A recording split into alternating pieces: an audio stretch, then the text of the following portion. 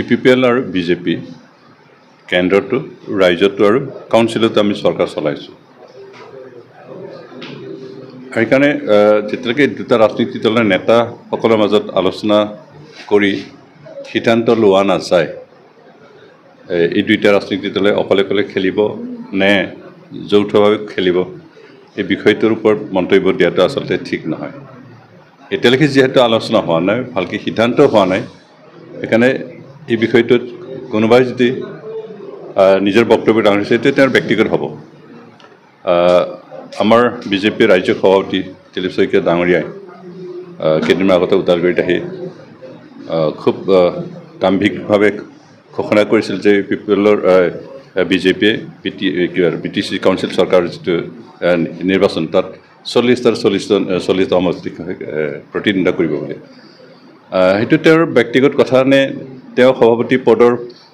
কিবা ক্ষমতাই লভি পেলাই কৰিছে সেইটো আমি নাজানো আমি কিন্তু তেনেকুৱা ক'ব বিচৰা নাই যেতিয়ালৈকে সিদ্ধান্ত নলয় দুইটা ৰাজনীতি দলৰ মাজত যেহেতু আমি একেলগে চৰকাৰ চলাইছোঁ আমাৰ মাজত এটা বুজাবুজিৰ পৰিৱেশ আছে সেইখিনি যদি আমি সিদ্ধান্ত নোলোৱাকৈ ভালকৈ আলোচনা কৰি সিদ্ধান্ত নোলোৱাকৈ উভয় পক্ষৰ সন্মতিক্ৰমে সিদ্ধান্ত নোলোৱাকৈ যদি তেনেকুৱা ব্যক্তি কিবা মন্তব্য দাঙি সেইটো আচলতে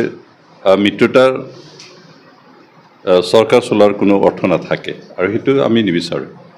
আমি বিচাৰোঁ যে যি সিদ্ধান্ত হয় দুইটা ৰাজনীতি দলৰ নেতাসকলৰ মাজত আলোচনা কৰি বুজাবুজিৰ মাজত সিদ্ধান্তটো হওক অকলে খেলিব লগা হ'লেও খেলিব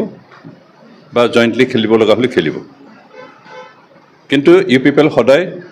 যেনেকুৱা পৰিস্থিতিত হ'লেও ইলেকশ্যন খেলিব কাকো ভয় নকৰে আমি কোনোদিন কাকো ভয় কৰি কাৰোবাৰ আশ্ৰয়ত থাকি কাৰোবাৰ কিবা থাকি আমি ইলেকশ্যন খেলা নাই